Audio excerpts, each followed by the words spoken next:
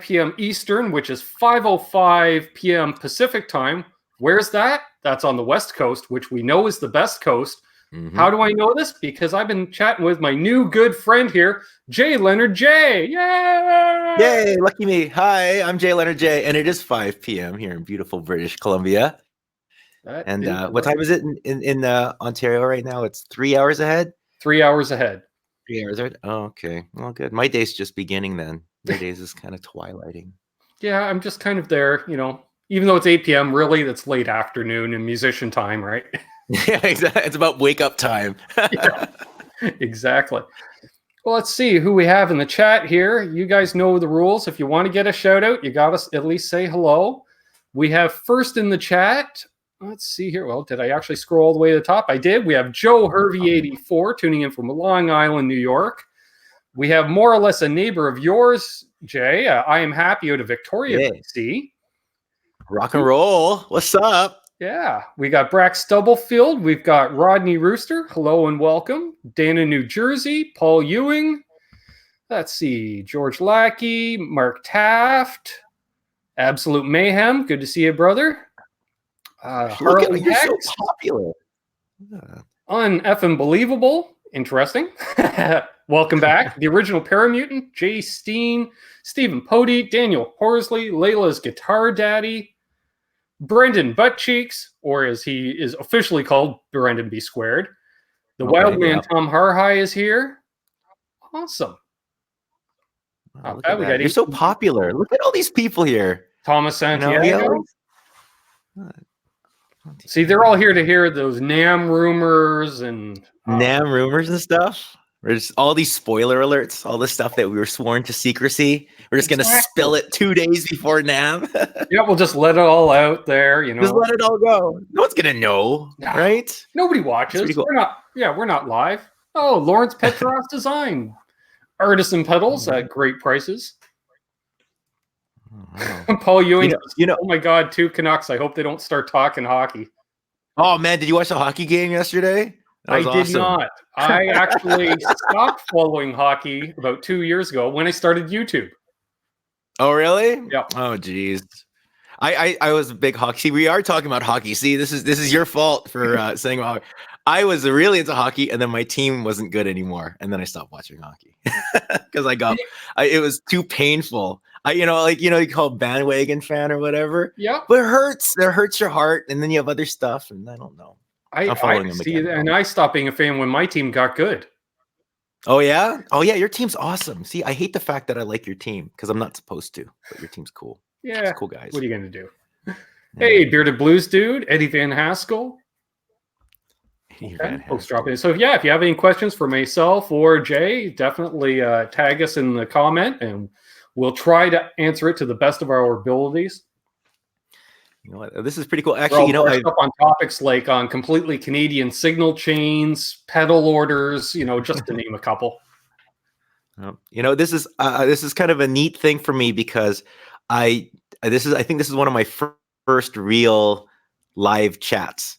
I don't even know how to set up a live chat. So the idea of talking live right now, and then I'm watching comments on the side, this is blowing my mind. Isn't it? It's I'm great, isn't it? I'm like, I don't know what to look at and everything like that. It's actually pretty cool. It's really interactive and everything like that. Oh yeah, Wings fan, rock and roll, man. I like the Detroit Red Wings. Yeah, we'll allow it, Jay Steen. Yeah. I spent a year living in Windsor, so I had to put up with the Wings quite a bit. Oh yeah, that's a good place. Yeah, I like Windsor, Ontario. It was nice. So you're going to NAMM on Tuesday. I am. Right. And you're gonna be there the whole week. So you're gonna enjoy yourself after NAMM? Bum around the area Wednesday. We're gonna do NAMM Thursday, Friday, Saturday. Play hooky Sunday because we're gonna go to the Orange County Guitar Show. What's the Orange County? I don't even know what that is. Oh, it's a huge guitar show at the Orange County Fairgrounds the same weekend as NAMM. Really? And it's like an every year thing? Yeah. Yeah. This is the things you last learn. year, Norm's Rare Guitars was vending there. So was Joe Bonamassa the first day. We didn't see them the second day, and apparently they bought out quite a bit of stuff. But being Orange County, California, we didn't see one. We saw 2 1953 Les Pauls. Oh wow, look at you. For sale. That's pretty neat. For sale. How much For sale, what are they going for? Like $50, $60? Well, I think 50 US, which is apparently 2 million Canadian with the exchange rate, I think. Yeah. Wow, that's yeah. Pedals, like forget about pedal. Like I thought, I wonder what, like on a used Boss CE2 made in Japan pedal. The first table I look at, the guy had to have had 12 of them sitting there. Oh, really? Oh, that's pretty cool. Insane. C2 is actually one of my favorite all-time pedals. I just like it. It's I don't amazing. know why. I think it sounds lovely. I like it on. I just a little clean guitar, a little CE2. Just makes things a little bit quirky. Make it really, really subtle. Like just so you could barely tell it's on. Yep. And people you play it and people go, what's going on over there? You don't have to go like full 80s. Just put a little dash of 80s in there. Yeah, just a little something. Really just a little sprinkle on top. Yeah. Well, I'm just looking at chat. So what are you looking forward to seeing most at NAMM? What are you looking forward to seeing? Fellow YouTubers. Yeah, I think that's it. We meet. Actually, this is my second winter NAMM. So, returning people that I've met before, people that I've met since the last winter NAMM, like yourself coming in under the wire, I can, hey, how's it going? And you'd be like, hey, I know you. Yeah. I think more than the gear, the best part of NAMM is because we were just talking about this. This is like a really small community that we have, like us gear pedal guys. We're all kind of spread out, and especially with the YouTubers, we all know what goes into making the videos. We all demo very, very similar gear, and it's just always nice to get together and just see each other. Everyone's so cool. You'd be amazed how many of those YouTubers that you really like are actually the coolest people you ever meet in your life. There's really passionate, wonderful people. It's an awesome, awesome community. And so that's the best part. That, and then talking to the brands and stuff like that, catching up with them, a little bit back and forth and seeing what they're working on. It's always so cool. It's always so cool. Yep. I agree. And for anyone that asks, how are most YouTubers off camera? They're actually better off camera than on. Yeah. It's like the same personality you see in the videos, but more relaxed, I'd say. Yeah, I think so. I think, there's some people that are just amazing. Ryan from 60 Cycle Hum's one of the funniest guys I've ever met in my life. He just makes me so happy. But yeah, it's true. It's just nice because, I guess it's easy to not realize exactly how passionate to be a YouTuber, because what we do is so specialized. It's not like someone that's just trying to do a video game page because video games can get millions and millions of views. Right. Like, we're not fighting for millions and millions of views. We're it's a small community. Oh yeah. So all of us are incredibly, incredibly passionate about gear and music and sounds and stuff. So try to get Phil McKnight to talk about anything. Picks, just say picks to Phil McKnight and just watch his eyes light up and him just go into a universe just talking about. It's because it's I think if you took 10 YouTubers and put them in a room, if you had all of them not be YouTubers, those same 10 people would have the same conversation about gear. The only difference is we're not also talking about cameras and mics. Yeah, that's true. But pretty much, that's it, right? The passion of it all, the endless search for the perfect tone. Yeah, it's the perfect tone. The perfect tone. I thought I had the perfect tone for years and years and years, and then I started YouTube and realized I don't know, and I don't even know what good tone is anymore. So much. I tried to rebuild a signal chain I used in about 3 or 4 years ago with a couple of bands ago, and one, I couldn't dial in my old tone, and it got to the point where I was like, really? I performed in front of people sounding like this, like what I thought I was getting the best tone possible. It's like, I use this on a weekly basis, really? Oh. What was like your first like major like solid I'm gigging all the time with it rig? Like, you're kind of you're new, you're getting your gigs, you're playing every weekend, every week, and you have that little thing. What's that rig when you're first starting out? That's fairly easy to remember for me because it was I was 39 when I started gigging. Okay, well, geez. Yeah. After taking, one of those, I started playing as a teenager.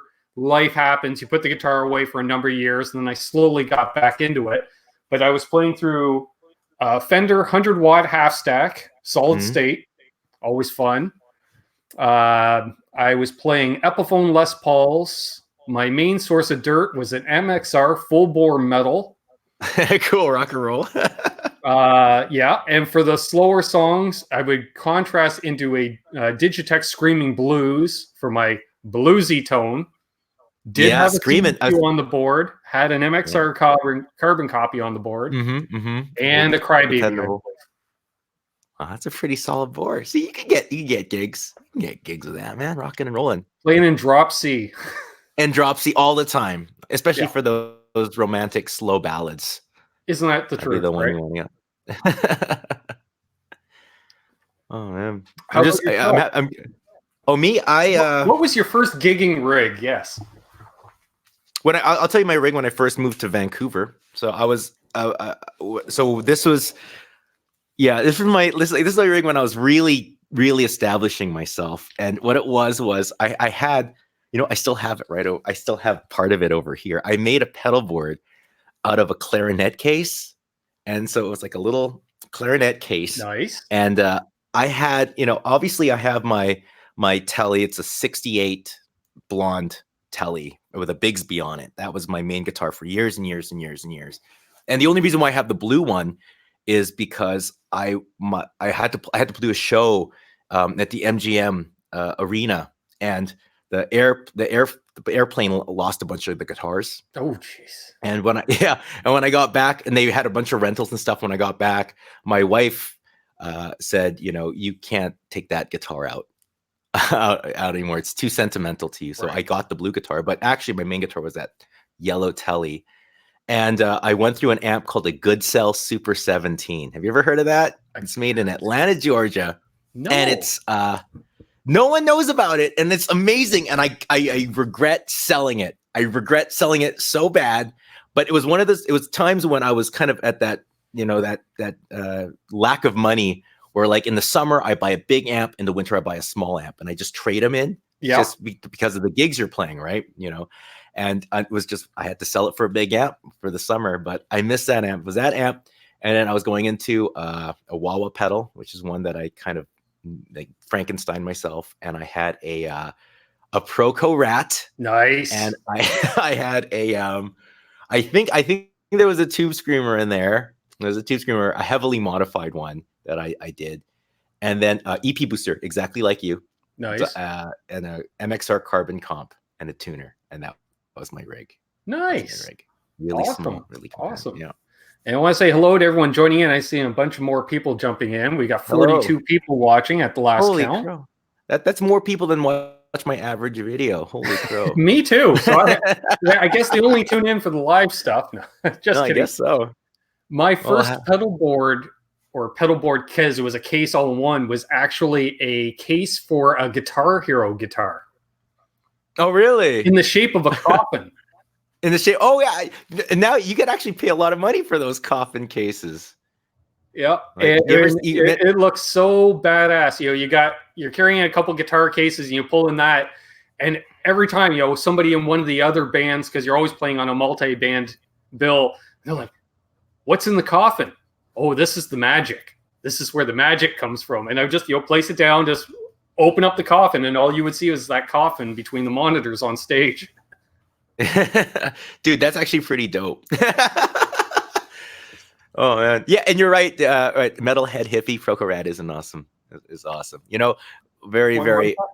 Yeah, it's one of the most underrated pedals ever.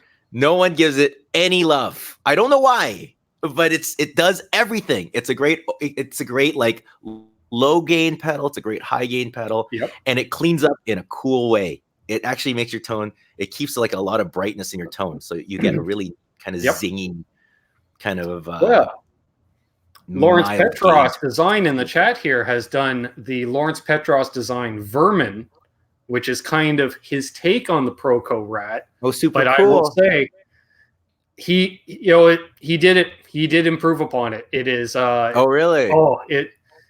Now, granted, he did reverse the tone stack, so it functions like a standard tone pot now. But I think he primarily did that for a moron like me, but the thing is just amazing, and it plays well in front of other overdrives. It plays well after other overdrives as well. I'm all about stacking drives right now. That's kind of my thing I'm doing. So very cool. Oh, man. Yeah. Wait. I got about 14 tube screamers compared. They're all different. How many tubes? 14 tube screamers. How many tube screamers do you have? You have 14 tube screamers? No, I was just thinking different tube screamers that have come out. It seems like there's a new tube screamer every other year. I thought when I first got into YouTube, I was going to do a lot of tube screamer videos because, you see, I actually haven't done very many tube screamer videos. The most demoed pedal I've done, most copied pedal that I've ever demoed is the Big Muff Pi. I've done more Big Muff Pis than any pedal. Sure. I constantly get them coming in the door. They're just a super, super popular. Well, yeah, and I guess it depends too. Like when you reach a certain size and notoriety of a channel, like you would have more companies say approaching you as opposed to you seeking out. Or like for me, 90% of the gear I demo is stuff I either gig with or I'll buy, trade, stuff like that. Or folks will donate pedals to the channel for me to demo and then trade off to bring in more content. But yeah, it is weird though. I thought the same thing, and I don't play well with tube screamers too well, and I only have one tube screamer style pedal, which was back there actually, my BBE green screamer, which I love. Oh yeah. Let's see. I don't know, tube screamer's a great pedal. I think I understand why it's so copied, but it that way doesn't surprise me. It's an amazing pedal. You could use it for anything. It's magical. Hey, we got Poo Ninja joining us. BB. Poo Ninja. Hey, buddy. Like, actually, I know a lot of these names on this list. This is actually super cool. Everybody it's like a lovely reunion. Oh man. Oh, Mickey's here. Happy. Holy crow! Look at this, the whole team. Damn, I am happy for the NAMM cause. That's Ever great. Try Shoneswood pedals out of Regina, made from old skateboards? Have a toke on me. I have not. I've never. No, Shoneswood pedals out of Regina. I'll definitely have to check into them. Yeah, I've never heard of them either. I literally did a whole series on Canadian pedals, and that one never popped up in my my radar. Hey, there's my lovely sister Amanda in the chat. Hello, Amanda. I've heard so much about you. Jeez, Amanda, how you doing? See, no, that hurts, Jay. I've been doing YouTube for 2 years, and I swear my sister is more well known than I am in the YouTube community. Oh, really? Oh, that's okay. I think you're really, really cool. Well, thank you. You're my favorite. You're my favorite, man. You're my favorite. Literally, I was at NAMM last year. I don't know if you're familiar with the videographer Jason McNamara. Australian, lived in Japan. Yes, McNamara. Yes. So I saw Jason, and I walk up. Hi, Jason McNamara. Nice to meet you. He goes. He turns around and goes, "You're Amanda's brother." Wow. Yeah. Well, you're super, but popular's popular, man. Popular. You know what I mean? Great Vanzini asks, aren't Empress pedals Canadian? Yes. Yeah, they are. They're very, very lovely. I believe they're out of Ottawa, if I'm not mistaken. Empress? Yeah. There's a part of me that wants to say Quebec, but I'm not going to fight you on Ottawa. I'm not going to fight you on it. I'm not going to fight you. Okay. They do make some lovely, lovely stuff. We got Quentin James in the chat, too. He's got a reputation for a whole different reason. Oh, really? The pantsless YouTuber. A pantsless YouTuber. Do you wear pants all the time when you're doing your YouTube videos? Always wearing pants? No comment. I'm always wearing pants. I'm always wearing black pants. Usually. Like I have 3,000 pairs of black jeans. I don't know. If it's just a talking video where you're only seeing me hear this camera shot, I could probably get away with it. But I'm always afraid I'll get up to adjust an amp or something and it'd be like, no. No. No, I can't get away with it. I actually have to go full. I have to feel like I have to get mentally, Yeah. gotta get my pants on. Yeah. You know, I even pants put on like actual jeans for interviews like this, just to, in case I have to get off. No, nobody needs to see my pajama pants or something like that. Yeah, exactly. I know. Hello, On the Road. Technically, On the Road was the first in the chat tonight. They left a comment in the chat about 6 hours ago. Oh, geez. Wow. Welcome. Yeah. I'm actually, I'm having trouble. I'm having trouble keeping my focus here. See, I'm still new to this, so like seeing all the comments, I just want to read them, and I kind of find myself getting in a trance of reading all the comments. And it's fun. It's fun. Which reminds me. So what are you doing after? So what are you going to be doing after NAMM? Are you you're going to be staying? You're going to do the little pedal thing, the little pedal. Doing the show, doing that guitar show on the Sunday. Monday, I'm not sure yet. Either jamming or I know either Wednesday or Monday we're talking about taking a run up to Norm's Rare Guitars, maybe. Oh, cool. I've never been there. And I wouldn't mind checking out like Hollywood and stuff like that, but like I'm staying in more or less close to Anaheim. So, to get to Hollywood, that's the other side of LA, right? Mm-hmm. So it's a hassle. It's not too bad. It'll be all right. It's cool, at least it's not super, super crazy. Like it's just NAMM people. It's not like it's like head of like tourism season where you have like a bunch of people with Mickey Mouse hats running around and Anaheim Mighty Ducks jerseys and stuff like that. I figure anybody going to Disneyland during NAMM, how many couples would be like, what do you think? It's got to be a concert over there. It's got to be a concert going on over there. I love, I go to Disneyland every time I go to NAMM. I always go to Disneyland, and I love it because it's empty. It's like it's not busy at all. So I could like do like rides multiple times and stuff like that. Just chilling out, taking as many pictures with Winnie the Pooh as I want, whatever. I don't even care. I'll skip the line just to see Winnie the Pooh again, whatever. That's how like, slim it is down there. I love it. I love the Disneyland. Perfect. Every time. Brennan B Squared confirmed. Yes, Empress is in Ottawa. Thought so. Matt Professor might be out of Ottawa as well.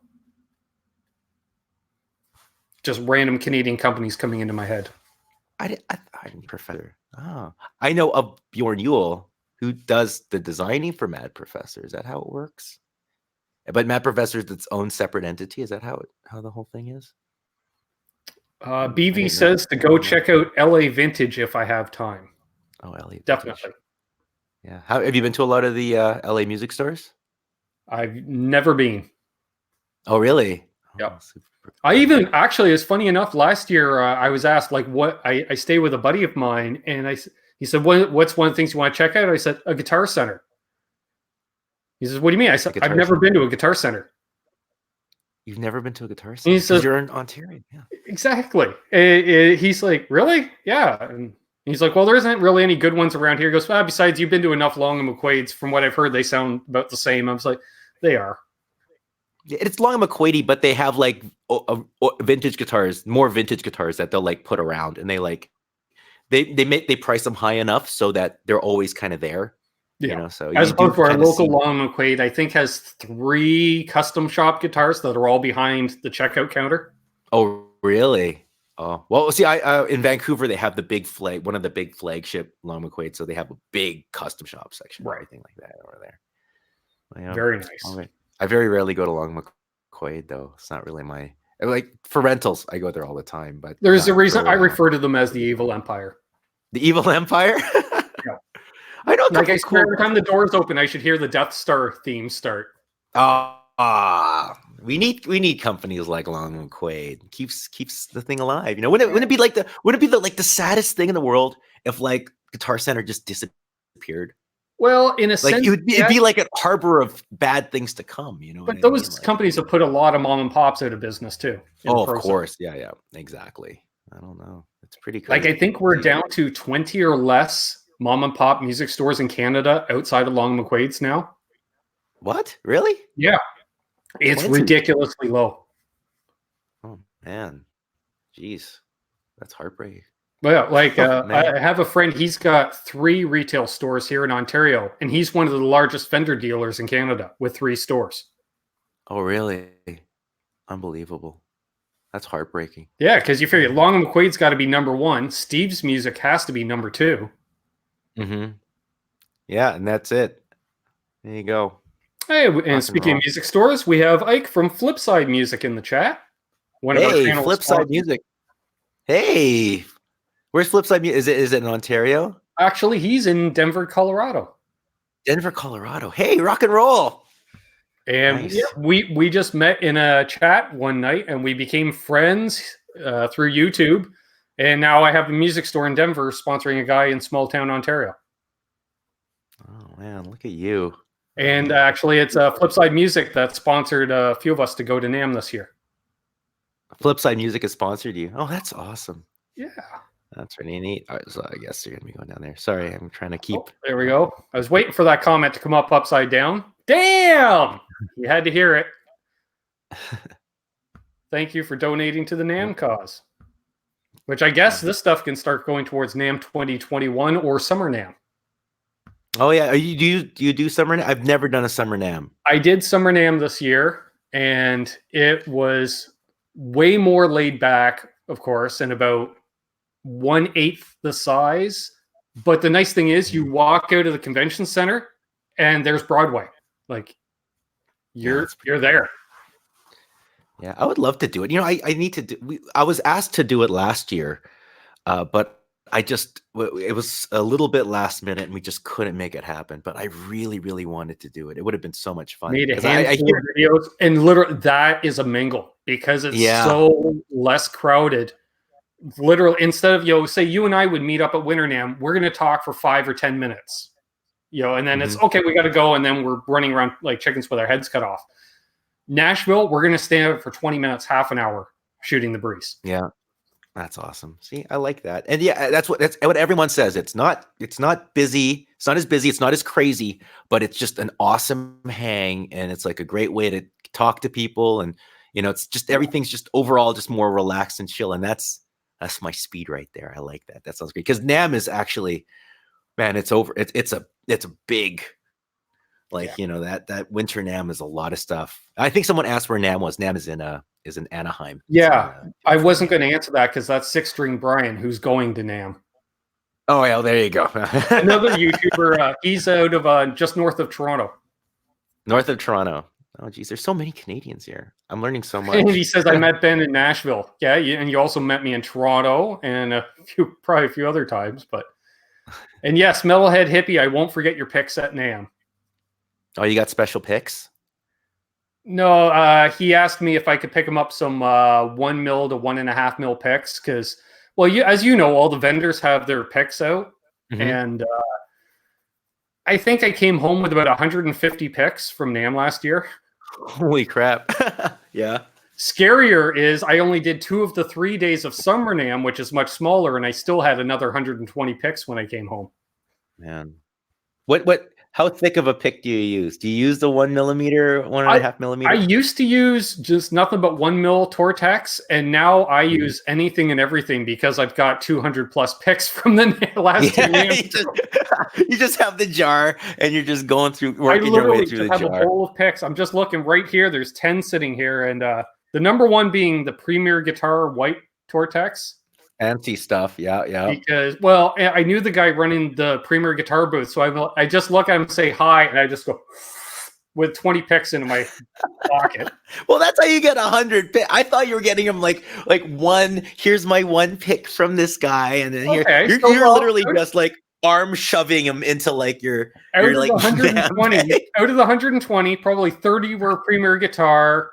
Half a dozen from Greer Amps because they were giving out gravity picks. So I made sure to go. You like the gravity picks? Yeah, most of the places I'd only grab 1 or 2 at a time, but I'd hit the booth about 25 times. So yeah. Oh yeah. I don't know. I use the yellow Dunlop picks. The ones that like you get everywhere. Yep. They're not everyone I know on the YouTube community, they're all using like super thick picks, like the Steven Stone picks or the chicken pick thing. Friend of Mike sent me some chicken picks.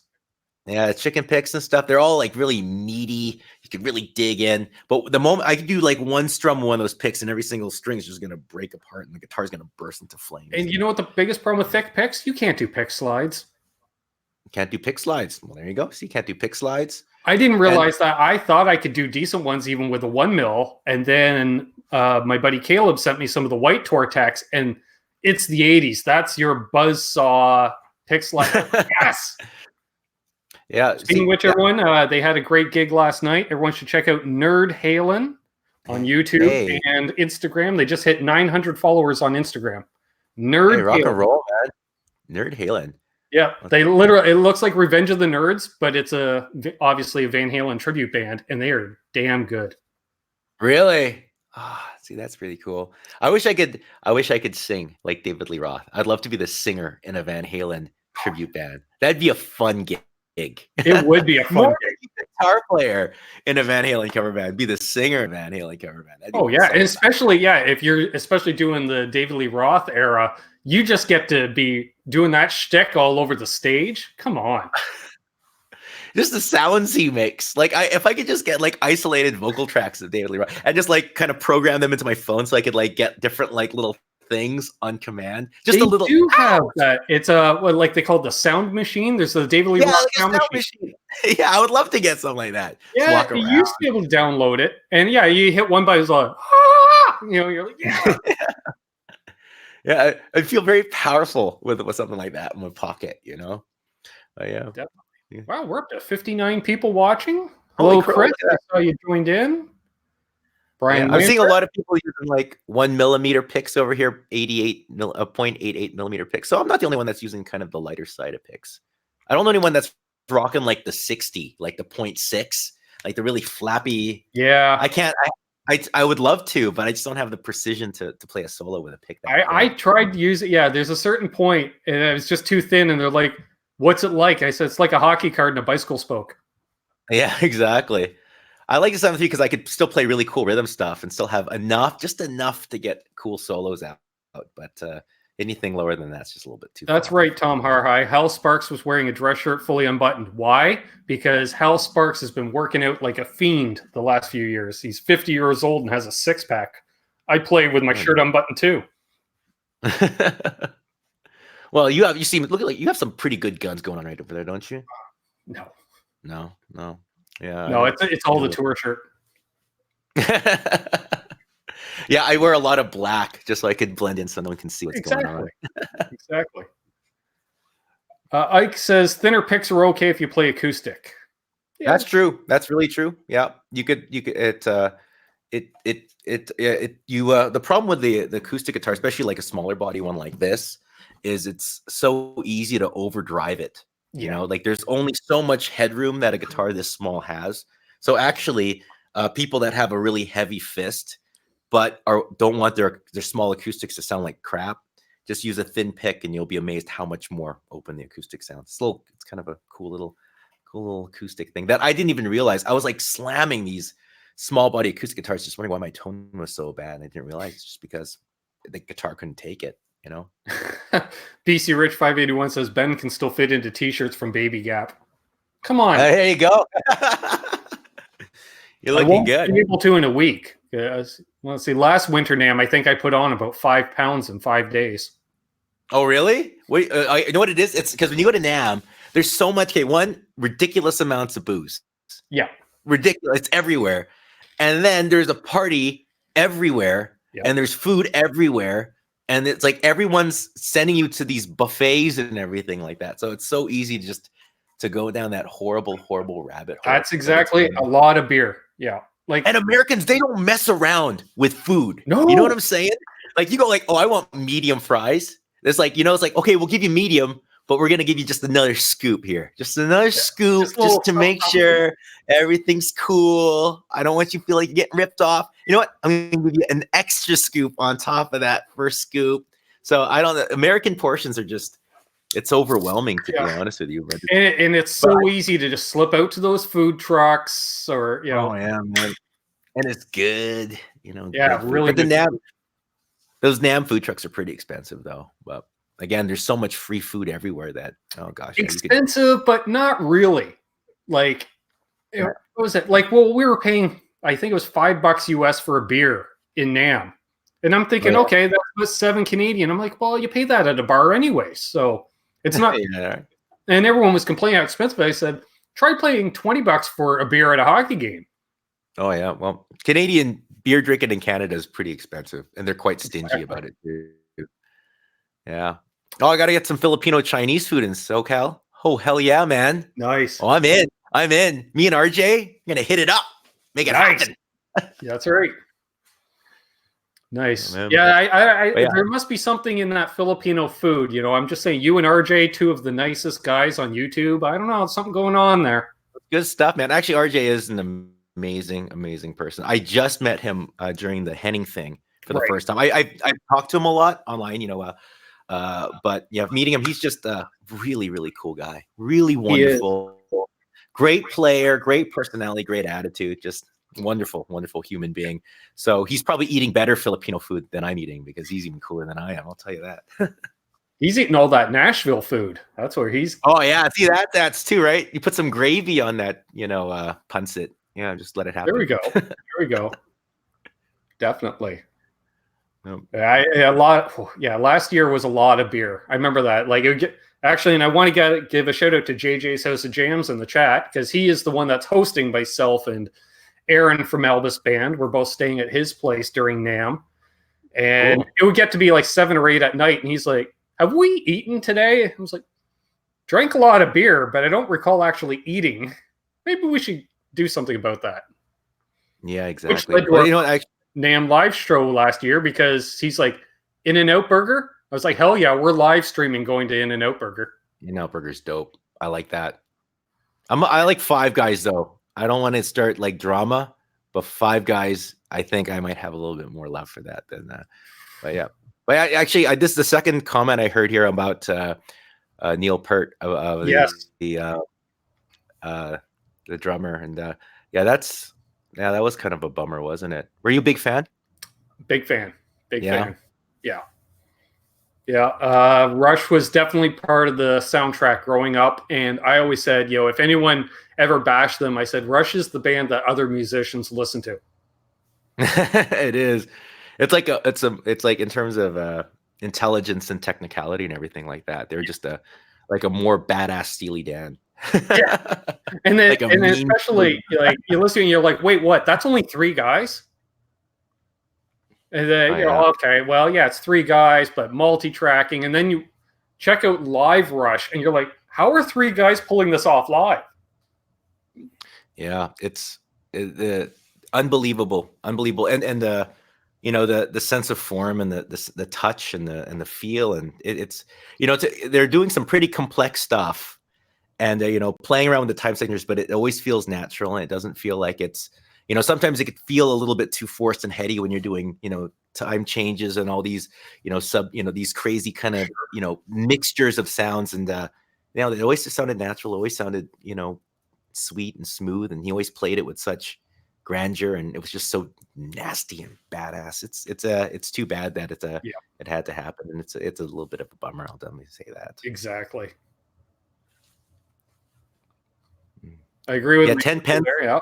Have you ever played with a penny before, a coin before on your I've tried it. That just breaks strings. Yeah. I get the same problem too. But Brian May has a very, very light. He even plays like really thin strings too. Yeah.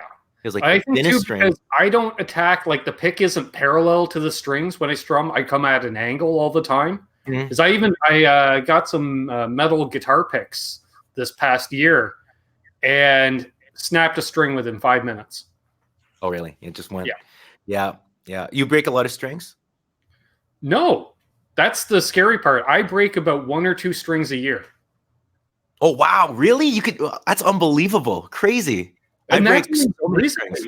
I went an 8-year stretch without breaking a string. Really? Yep. Unbelievable. That's, I got those Ernie Ball, I think they're called Paradigm strings. They're like the, they're the unbreakable string, and they have like a 6-month warranty or something, and they'll give you new strings. So I decided to give them a try, and I think I got 3 gigs out of them. And then on the 4th, actually, I'm working on a video on the 4th gig, I think I broke 4 of those strings in the same gig. Wow. Like 4 of them, and then I had 2 left. They all kind of came to that point, and they're like, no more. And there are no more. I usually break strings when I'm backing off string tension for whatever reason. Like, Really? you go to change a set, and as soon as you're loosening the strings, I'll snap a string while I'm backing them off, which is always weird to me. Or is that at the nut or at the bridge? At the bridge. At the bridge. Oh, crazy. And I remember at a band practice once, I broke a string, and I was in shock. And my bass player, like, he started almost yelling at me. It's like, what are you making such a big deal out of it? You broke a string. Cry me a river. And the other guitar player in the band is like, no, you don't get it. He hasn't broken a string in like 5 years. That's unbelievable. That's crazy. Like, I break so many strings that I have I'm really good at changing strings. I could change strings in the course of a verse. So if I break a string in the beginning of a verse, I'll be there in time for the chorus for you. Nice. Like, because I just break so many. It's actually one of the bane of my existences. I got this thing from what do you call it?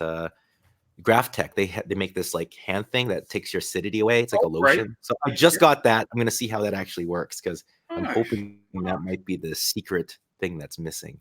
Because it's all strings. I'll break Brian any string. Says he watched your demo on the Blue Guitar Amp 1 and bought one. He loves it. Oh yeah, the blue. You bought the blue. Did you buy the big metal one, the iridium one, or the standard one? That's a good question. I know, but you know what? I was actually really surprised by how much I like that amp too. One thing that blew my mind about that amp was there was a jam session at Toman, and they had a bunch of like Mesa Boogies and blah blah blah amps, and it was just a jam session. So I just went up and played guitar, and I'm playing, and it's like, oh, it sounds really really good, blah blah blah blah blah blah blah. And I thought I was going through one of the the fancy boutique expensive amps, right? And then it was until after I was talking, and I realized I was actually going through this floor amp, and it was, and I was thinking, and so it was completely blind. I thought I was going through it, and I thought my tone was unbelievable. It was, and I was doing the whole, loud all the way up with the gain, and then roll down clean with the gain. And it was an absolute like, oh crap, I guess this is the real deal. It was really, really wonderful, really, really cool. So goodbye, man. And it's small. I should have. Want to give a shout out to TWF 7847, aka Ted. Hello, good to see you, man. Crowbar, good to see you. Dante, aka Old Man Dan. We've got 67 people here. Nice. Oh man. If you're new, please subscribe. Leave a thumbs up. If you are new, definitely please subscribe. I'm 4 subscribers away from my NAMM goal of 1,600. So. Oh, rock and roll, man. Rock and roll. Getting there. Oh yeah, we got Mark Taft says, I almost never had to change any strings for you, Ben. That was always a bonus for me. And for those that are new to the channel, Mark Taft is my longtime roadie. Oh, man. Breaking string. Very jealous. Very jealous. Yeah. Well, he would do more guitar swaps anyway. So, yeah. I always bring a backup guitar to a gig.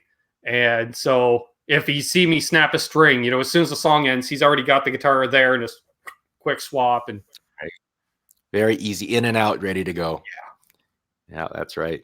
And he takes way better care of my gear than me. I'm one of those, take the guitar off, put it in the stand, and he's holding it like it's a newborn child. I'm very, very aggressive with my guitars. I'm very, very aggressive. Like, if you ever saw that blue guitar, it didn't look like that when I first got it. It was actually really, really clean, and all those gouges and strikes. It's just the way I play. I just have something. I don't know what it is, but I'm like that with all my guitars. All my guitars just fall apart so quickly. So I don't know. I need to. All right, I'm getting reports that says that I have 1.6K now in subs. I just checked. I'm now 3 away. So thank you, whoever subscribed. 3 away. Hey, man. 3 more. Nice. Oh, geez. My sister says she's so glad that you have Jay on tonight. He has such a positive energy and such an amazing player. Oh, you. Stop. Now I'm shy. I don't even know what to do. That's my sister. Yeah. I know. You know what? I think I know why she's more popular than you, because she's just so sweet. So lovely. A little bit of niceness makes me all happy and everything like that. It's very easy to be in a good mood when you're always playing cool gear. I'll say that. That's true. Like, it's a really fun job to make these YouTube videos. It's a lot of, like, after we film it is a lot of work, just editing it and organizing. At least, well, I guess for you it's a little easier because you do the one camera thing. Yeah. Right? But yeah. I would, like some of like Baker's videos where he's got multi-cam. It's crazy. Oh, I saw you dropped out there for a second. Oh, you're back. That's good. Hey, I'm back. Yeah, some of those videos, like, Robert Baker with his multi-cam, and forget it. That's a lot. Henning probably has a solid setup, man. That guy's like 1,000 cameras. Here's a camera just for my pinky finger. Here's a camera for the back of the amp. Here's a camera. He's unbelievable. The pride he puts into it is just outstanding. I swear, like, it's one of those, they always, it's like if history turned out different, it's like you can go two ways. You can record a bunch of feeds and edit it all together, or you can go Henning's route, which is he still essentially just does a live video, but it's live camera switching during the video. Yeah, man. It's a smart way to do it. He has Leslie is doing all the switching for him and everything. He has it down to an art. He can make so much content quickly. Yeah. It's a pretty neat setup. It's an incredibly expensive setup. He's pretty much running like a TV soap opera rig. You know what I mean? Yeah. Like you could actually film a sitcom with his setup. Oh yeah, exactly. It reminds me, I was on the video crew for the Berklee College of Music. They had a big auditorium where they had concerts and stuff like that when they had visiting artists and stuff like that. And I was working for the video crew, and by the end I was one of the producers, and it was exactly like Henning's videos. We had like 5 or 6 cameras or whatever, and there's a big module, and and you have all the cameras and you're doing the switching, you're doing the thing, like and that's how you're able to get really, really great looking videos. You know what? I should do that. I just need to get another one of me and then just to do all the switching. There we go. Like that. Apparently, Jay's House of Jam is spinning a J in honor of Jay. Hey, rock and roll, man. Let it happen. Yeah. Just relax. Well, he's in take California. it easy, man. It's all good. Put on a good album. Just chill out, man. Great. This week on Home with Henning. Flipside says he's still kind of creepy, though. If Henning stopped being creepy, he wouldn't be Henning. Think about Henning. He is the most. He's so eccentric. He's so eccentric, but he has such a wonderful heart, and he has one of the most amazing work ethics in the world. He has a wonderful way of inspiring people to do whatever. Yeah, because he's just so passionate, but he's crazy. He's wonderfully crazy. He's a very, very cool guy. He's a wonderful Metalhead Hippie said just subscribe to you. Awesome. Yes, anyone who hasn't already subscribed to Jay Leonard J, please do. Oh, I really, really appreciate it. I really appreciate it. Thank you so much. And BV Ninja says to Jay, my friends Dan and Mick at that pedal show extend an invitation to you, Jay, to be on the show if you ever get to the UK.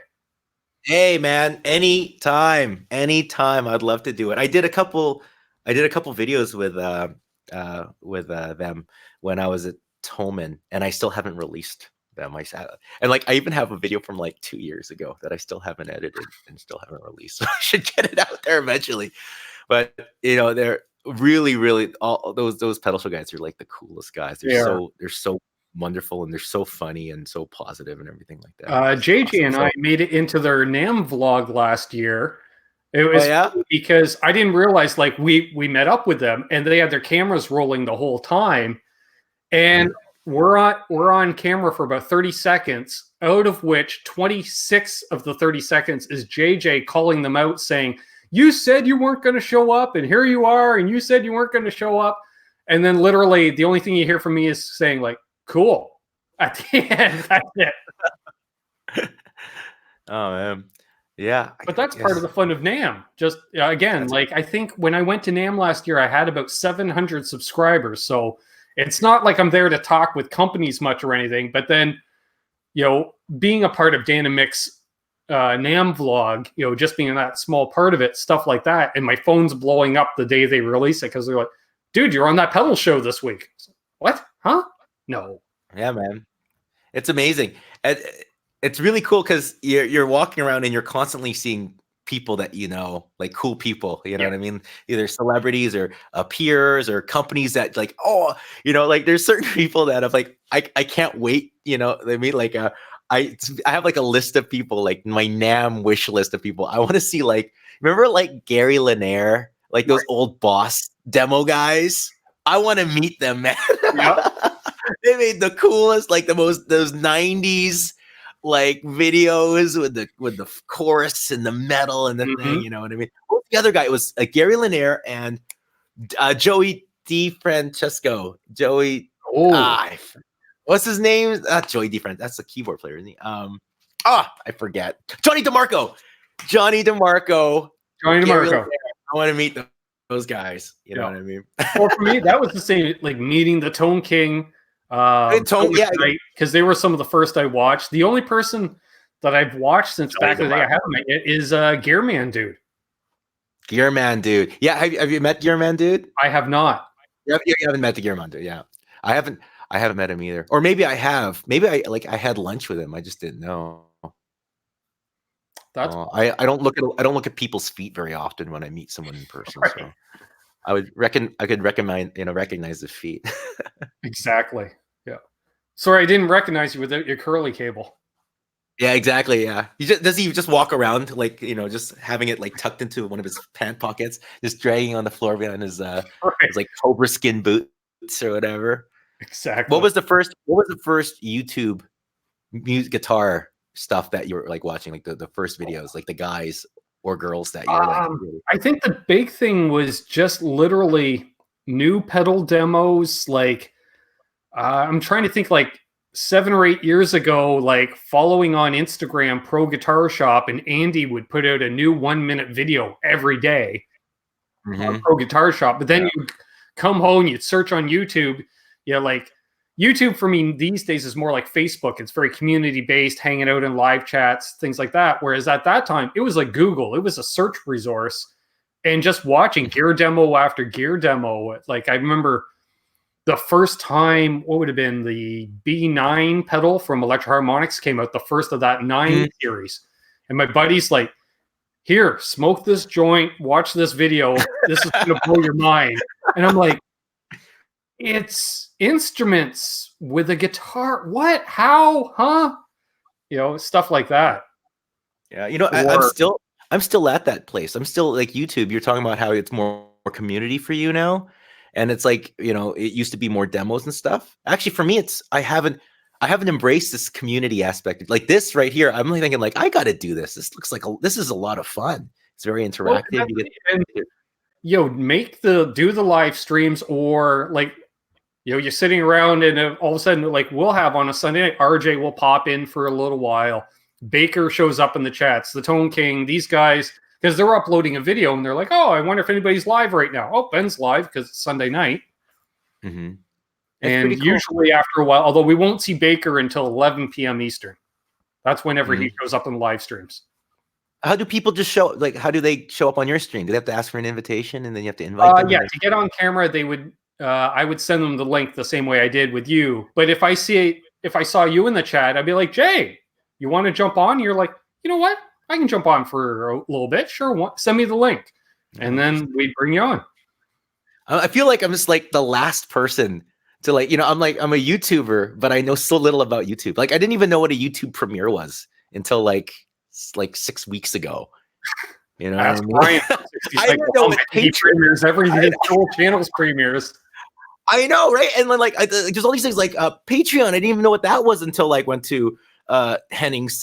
I didn't know what any of this stuff, Amazon affiliate stuff. I don't know what any of that stuff is. So that was the best thing about talking to YouTubers is I get to actually learn how to be a YouTuber. You know what I mean? Because my whole YouTube experience is exactly like how it started for you. Just watching gear demos and watching the new pedal. That was the stuff that I was into. And those are the videos that I make, you know, you know, I always, my videos are more like cooking shows. You know, you get like, I get my ingredient and then I kind of show everyone recipes and stuff like that, right? But this whole community thing and this there's like a whole like deeper level of YouTube that I just haven't even explored yet. Well, So like whenever I hear somebody mention the community, we're looking at them right now. We got 73 of them in the chat right now. Unbelievable. And these are the same guys that every day you put out a video, they are the first ones to watch your video, give it a thumbs up, leave a comment, all that stuff. Yeah, exactly. But yeah, see, in here earlier. I'm guessing he's already left because I didn't acknowledge his presence. But yeah, you're right. I do the now all my videos are premieres. I'm sorry, I'm just responding to a comment. Yeah, all my videos now, once I found out that you can do a premiere, all my videos now are premieres because it's so fun to watch your video, because I actually don't watch my video. I just edit it, and then I, and then there's so many levels to the editing that you never really watch it from top to bottom. So it's actually nice. I usually just post it and it's out of my mind forever. So actually rewatching the video, seeing actually what it looks like, and then chatting with people. And you can do that whole post edit thing where, you might have called something red instead of blue. So you don't have to put that card on the top saying, oh, I meant this. You can type it in the chat. Actually, what I meant here was this. When you watch a YouTube video, do you open up the chat replay? So you do that, eh? I didn't even know that was a thing. So that's super cool. Yeah. I got to start doing that. Tom and Brendan. You guys are great. Oh, yeah. Okay. Let's talk. After Mayhem says we're all bots from Russia.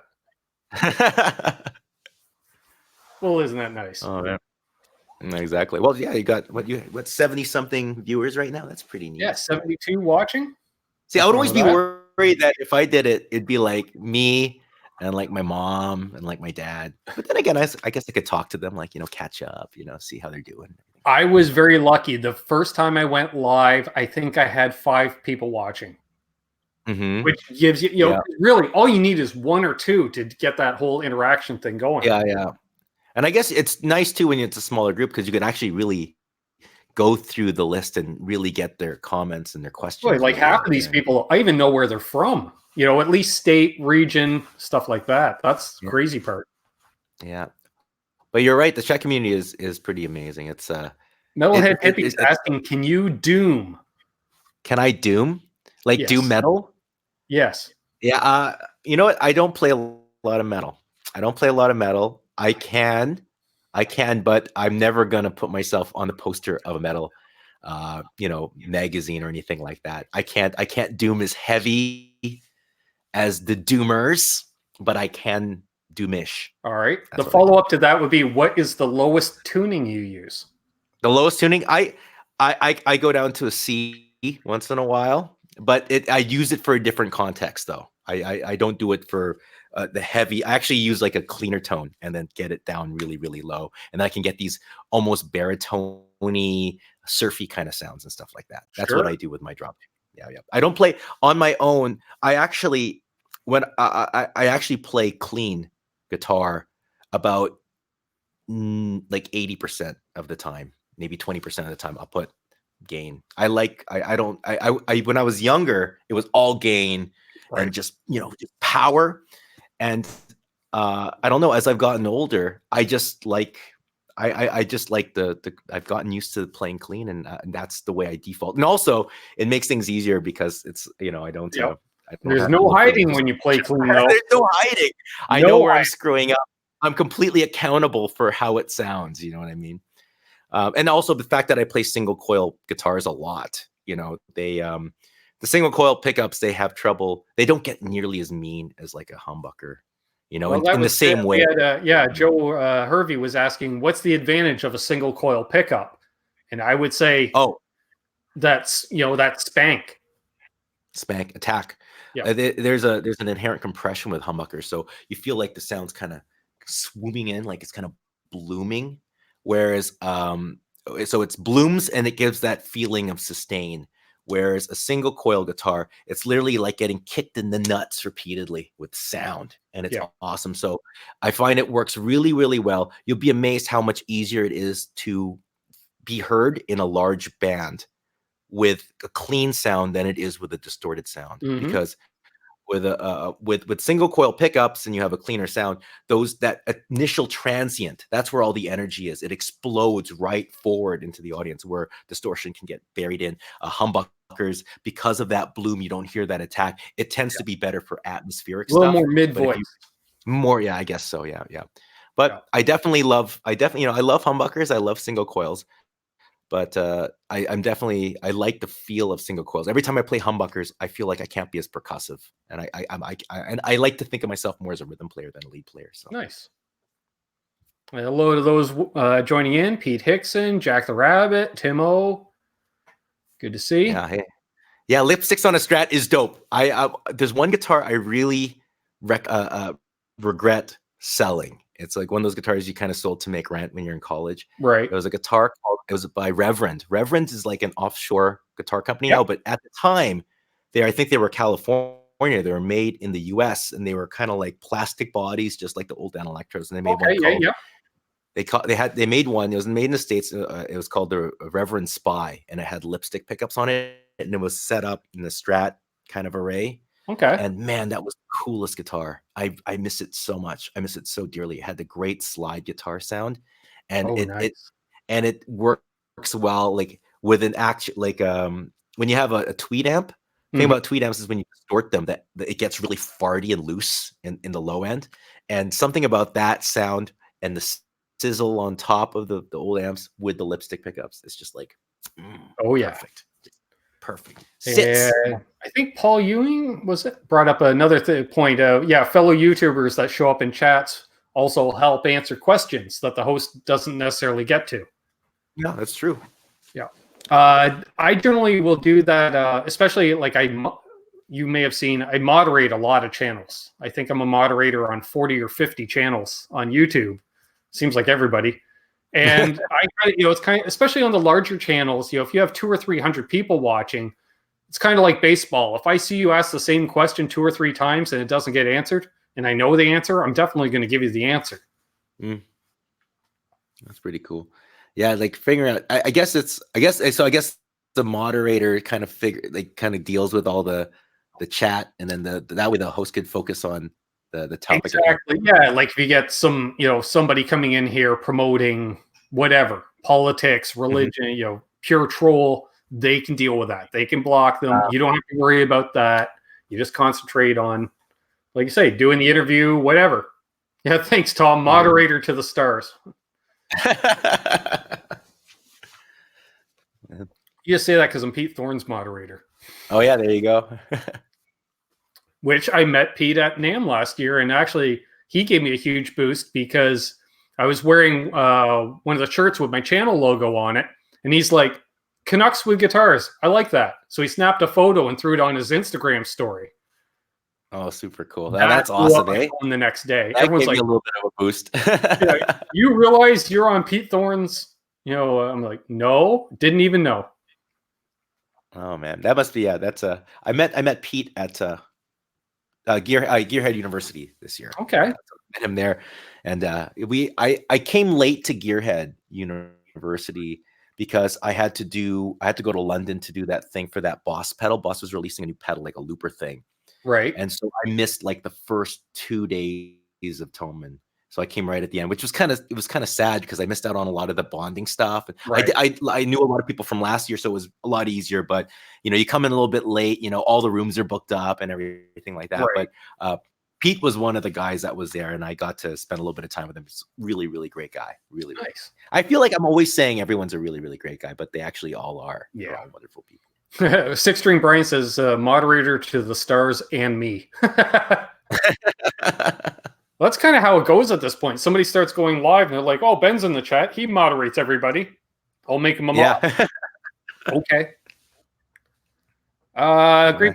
He's asking if he's Canadian. I assume you're talking about Pete Thorne. He is now dual citizen. He just got his citizenship last fall, I believe it was. That's right. I think he was mentioning that with me. So, but yeah, he is. I don't know where he's originally from. Where's he originally from? Edmonton.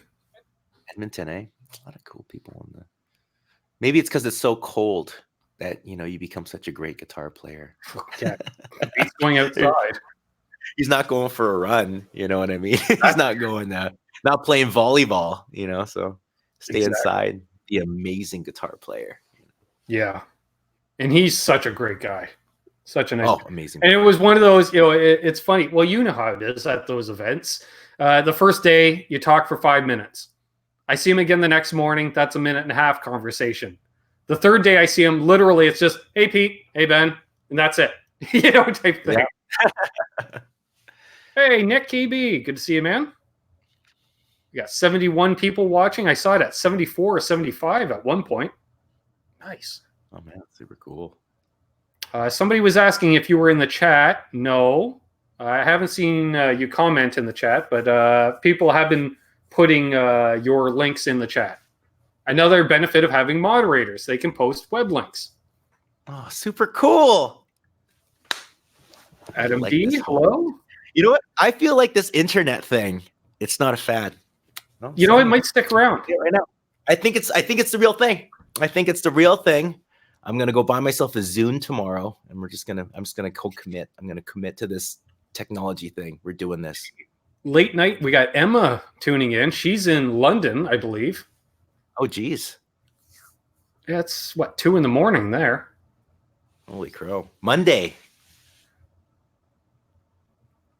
Nice. What strings do you use? Joe Hervey is asking. I for years I was a Diodario because they were at every guitar store, and then I moved to the New York XLs for a little bit. They have which I think are quite nice strings, a little stiff feeling, but pretty good. But now I'm using Stringjoy strings, which is an online brand. They they do custom sets, and you could kind of come up with your own gauge thing, right?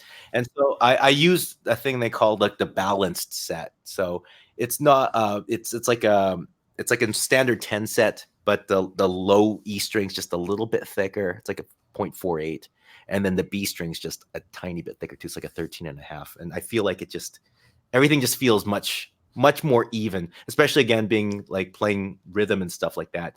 Just having a nice smooth, everything's kind of right where it should be. It works really, really well. So that's why I'm using Stringjoy strings, and I think they're great. Nice. Somebody was asking about your YouTube channel. Upside Down just posted it in there. I think it was Robot Master Switch was asking. And Upside Down, thanks. He's posted both of our Patreon pages in there as well. Hey, thanks. So I'm trying to figure out how Patreon works because I didn't know what Patreon was until fairly recently. But what I'm doing on Patreon is I do all my demos on YouTube. I do them on demo. So it's like as I said, it's like I do it's a restaurant, and I have my ingredient, and I give you different recipes, and then I actually do my reviews on Patreon. So if you are a Patreon subscriber, you actually get to hear what I think of the pedal. That's kind of like the big thing I do. Yeah. And I want to welcome, we got Sean Pierce Johnson, a fellow YouTuber in the chat here. Oh, wow. Hello. Oh, the acoustic right beside me. This is my main acoustic guitar. This is a Martin 00018. Nice. And I know I like the small body. I think I like the small body guitars. I played a 00018 for years and years and years. And then, I just wanted just a little bit more. And it's a shorter scale than the standard Martins, and I find it's a little bit slinkier, and it also I don't know, I think the loose feel has a little bit more of a sludgy bluesy kind of feel. It feels a little bit like I need to get another small guitar. I have the only acoustic I have right now, and it sounds bad, the only acoustic I have is a Martin D28. That's a good guitar to have. Yeah, it was bad, but so thankfully it's beautiful. Yeah, I know I like Martin guitars. I think they're fantastic. I played a Collings guitar that's kind of like a Collings version of this, and that was just mind-blowing. It was beautiful, absolutely beautiful guitar. But this thing is lovely thing. Nice. I like the OMs, and that's true. The OMs are great. I like OM guitars. Yeah. For all of you that don't know, an OM is pretty much the exact same guitar. The only difference is the scale length's a little bit longer. Right. So it definitely sounds like when you're playing chords and stuff, you definitely have a lot more authority. And I definitely like mahogany style acoustics as opposed to the more expensive rosewood, because I find that mahogany sits better in the mix. and I feel it just sounds more natural. It's not overhyped. It's just Right. perfect, just nice and even, and all the good stuff is exactly where you want to be. And it has that nice kind of you can get that kind of you kind of spank it and it kind of does all the things you want to do. It's very lovely.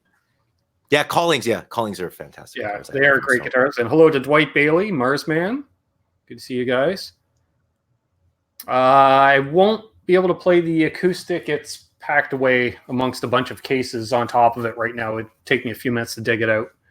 There's about 15, 20 hard shell cases I'm looking at off camera. I know. I have a whole room now where it's just overstocked gear. Yep. It's getting more and more tight in that room every day. I don't want to complain about it because it's amazing. It's an amazing kind of thing to have, but it's. I moved in here at the end of October, and the original idea was half the room was studio, half the room was going to be a living room. And it's 2 months later. Studio is fully set up. There is absolutely no living room furniture. It's still all cases and surplus gear in the other half of the room. Like there's a full PA system, speakers just off camera. It's crazy. Mark Taft knows because he helped move it all in with me. Yeah. Well, this is my main. I have a recording studio in East Vancouver, which is the other side of town. This is the home studio, and we had a big flood here last year, so this whole place was underwater. So it gave me a chance to clean it up. So this room is actually really bare. Like it's very clean. There's not like amps and stuff everywhere. I have my like little set here for the YouTube videos. And then on the other side here of this thing is my mixing where I edit the videos, and I do if I have to do any tracks and I don't want to go all the way to the studio and overdubs and stuff, I'll just do it on the other side, and that way you don't see the mess of studio stuff on the other side and to see this. So it's actually very zen, not having gear everywhere, right. and cases and having to like work your way around your stepping on your power supply and you get the prongs in your foot. It's nice to have a little bit of space to breathe. I'll tell you, it made a huge difference in just when you walking into the studio and you're getting ready to work, you kind of have that okay, let's do this, I'm ready to go. Exactly. That's why I come in here, I flip on an amp that I want to play through and just start playing. What's the one that you plug into when you're walking in? The most is my Fender Blues Deluxe. Blues Deluxe, eh? I use it for the majority of my demos because it's such a common amp, right? Like everyone has, if they don't have a Blues Deluxe, they got a Hot Rod Deluxe, they got a DeVille, they got something in that family. So it's a good baseline, It's like the joke, I'll tune in and look at this demo of this $30 pedal. But the guy's like, okay, I've got my custom shop blah, blah, blah guitar with aftermarket pickups into my boutique hand-wired amp. Here's my clean Yeah, it's a tough thing to do. That's actually for a long time. That's why actually the amp that I have right over here. Let's see if I get my camera phone. Oh, I guess you can't see it. I have an old 1965 blackface Fender Deluxe. It's the one with no it's fun. It's a weird one because how you think of the 65 blackface Deluxe has the reverb. This one doesn't have a reverb on it. It's a weird model. Yeah, it's very, very rare. You don't see it at all. But it's a great amp. I love it a lot. But to be completely honest, the reason why it's in the majority of my videos is because of exactly that. People don't know what this sounds like. This sounds better, but people don't know what this sounds like. And, right. People don't know what this sounds like. And so, as much as, these amps are great because they actually really bring out subtleties in the pedals that you don't necessarily would hear with other amps. But, the Deluxe gets used a lot just because when you hear that clean sound and you hear it on it, so it's like, oh, I know that sound. I can work with that. Nice. I guess the same reason why you're using the Hot Rod, I guess. Yep. Right. Hey, Phil Mosley Music. Hello. Welcome. Sprite again, another night person. He's in the UK as well. Oh, geez, look at you. Oh, man. Hardcore. Oh, Brendan B Squared asked earlier if you've ever played a cigar box guitar. No, never. That sounds familiar, but I haven't played a cigar box guitar before. No. Gosh. Is it made out of a cigar box? It's like a tiny little thing. It has like a I could like open it up and put things in it. And then Now that I don't know, but I do know Brendan had it as a loaded question because he also builds cigar box guitars. Oh, really? Yeah. Yeah, I've never tried I would love to. Yeah, it sounds really. I remember the smoky amps, which were amps that were made out of cigarette cases. Right. Remember those? Yep. But that's but I guess that's like leveled down. It's just a cigarette. We're talking cigar box. So yeah, it's a big, much fuller sound. He says, yes, I build them. What's the name of your cigar box page, Brendan? If you could post it in there. Hello, Milt. Good to see you, my friend. We got a bunch of people. Mitch Heyman, hello. It's transient. As one person leaves, somebody else will come in, as we're back up to 72 people watching. Holy crow. Nice.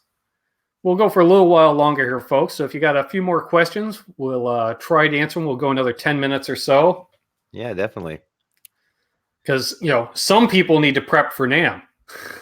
Some people need to prep for NAMM. I actually have a pretty crazy NAMM schedule this year, but yeah, today I have a couple videos left to do. I have 3 videos I need to finish today. Then today is my last minute. Tomorrow is my last minute shopping day to get whatever I need to rent or whatever for NAMM. And then I'm in NAMM. And then right after, we're going to stay an extra couple days, and then I have to go to the Dominican Republic to play a show with the boys. I'm actually bringing all the boys down to NAMM as well. Nice. And it's a big show for it's like an award ceremony kind of thing. So we're doing all the bumpers. I had to learn something like 50 or 60 songs. It's crazy. And then after that, we're doing another concert in the Dominican Republic and coming back. So it's like not just NAMM, but it's all the prep for the concert and dealing with all the shipping and passports and all. It's been a crazy good old logistics.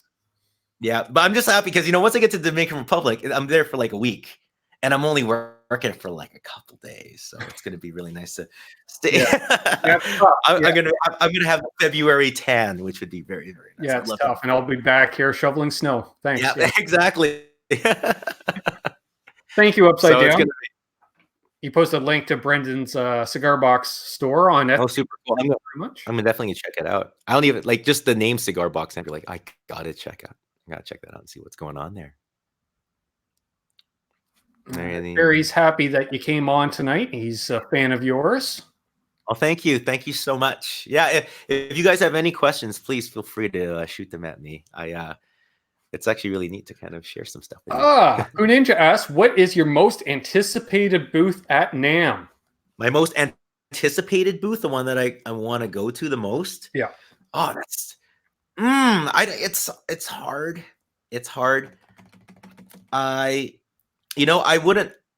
like, there's certain brands that I really like that I've discovered. Like Crazy Tube Circuits is a brand that I figured out about recently, and I ended up doing a huge chunk of their line. But I just, I was amazed. I met them kind of at NAMM, and I'd never heard of them before, and I kind of went down the rabbit hole with their pedals. So I guess when it comes to what I want to find another one of those. I want to find a brand that's been around for a little bit. It has a little bit of a product lineup, and I can just go through the board and just hear pedals that sound amazing, and just discover something. So I all the brands I know, I'm looking forward to going down there and visiting. But the thing I'm most excited for is to find that brand that's been around for a while that I don't know how awesome they are. And that's the plan. So I usually film a lot of videos when I'm at NAMM, but this year I wanted to spend more time meeting people and checking out more booths and everything like that. So that's the goal. That's what I'm looking forward to. Nice. All right, let's see here. I'm going to say myself favorite booth will be the Friedman booth. Friedman booth, yes. Yeah, it's going to be. I'm very fortunate they're doing a boutique amp distribution thing on the Tuesday, which is going to suck because I'm coming in right at the same time. So I'm going to be able to look at all the cool stuff coming out of Freeman, all that stuff a little ahead of time, which ties in with what we were discussing at the top of the show, because Friedman, not only do they have great guitars and amps, they have booze at their booth too. Yes, they do. God bless you. Yeah, they have a bar right there. Oh, tasty. Yeah. You know what? I do. Someone asked if I had my telly hand here. I'll show you. Yeah, and Lawrence was asking, what's your favorite single coil pickup? Oh my gosh. Well, I've played a lot of pickups. And my favorite single coil pickup in the history of single coil pickup is actually the neck pickup in my 68 Telecaster. I haven't played a pickup that sounds like it. Nice. So ever. I didn't know you had a 68.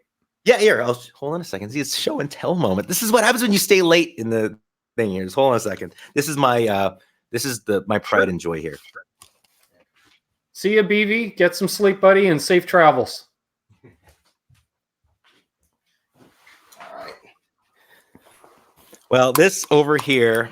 Oh, look at this. It's like a big show. I feel like I'm in elementary school right now. I'm doing the show and tell. This is my main guitar for years and years and years. I played the MGM Grand Arena, played the Caesars Palace Coliseum, played Hong Kong Coliseum, Singapore Air Canada Center. I played Hammersmith Apollo in London. This is played everywhere with me. This is a 1968 original Fender Telecaster. The pickups are original. I switched the little plate here. This is backwards, obviously. I put some Fender amp knobs on it so I can see the number, which is a handy. I did that because at the time when you're traveling a lot, your amp and everything is so far away and you're using the in-ears, just remembering where your number was made things a lot easier for me when you're on stage. Well, I noticed you actually use the pots. You're not just wide open all the time like a lot of us. Yeah, I do mix it up here and there. I'm a lot, a lot of that. When I'm on the bridge pickup on a Telecaster, you're gonna have to bring her back a little. You got to rein her in just a touch. Sometimes. But the best pickup, I think I did a video on this guitar not too long ago, and the whole theme about the video is this pickup right here. This is an original 68 neck pickup, and the thing about old Tele necks is the covers are made out of brass, whereas the new ones are made out of nickel silver. And everyone says nickel silver is better because it's more transparent. But I say brass is better because it's less transparent. It sounds different. And modern neck pickups that are made with brass, they don't sound like this. It's a different kind of thing. They sound very muddy and they sound very uninspiring, where this one is just as bright as this. It's just a little bit compressed and it almost sounds like a humbucker. It's a wonderful sounding pickup. And I actually worked. No, I have something to show you. I will be right back. Yeah. Well, yeah. I've worked with 2 different pickup makers to recreate this pickup. One of them I spent over a year and a half trying to redo this pickup, and we still couldn't get it right. And actually, I'm gonna share a little secret with you guys. I've been working with another pickup guy, and I think we figured it out. And I'm not going to tell you what the secret is, but I think we figured it out, and we might have a special set coming out pretty soon for all you vintage fans. Oh, look at you! We're matchies. Look at that. Fantastic. What year? 67.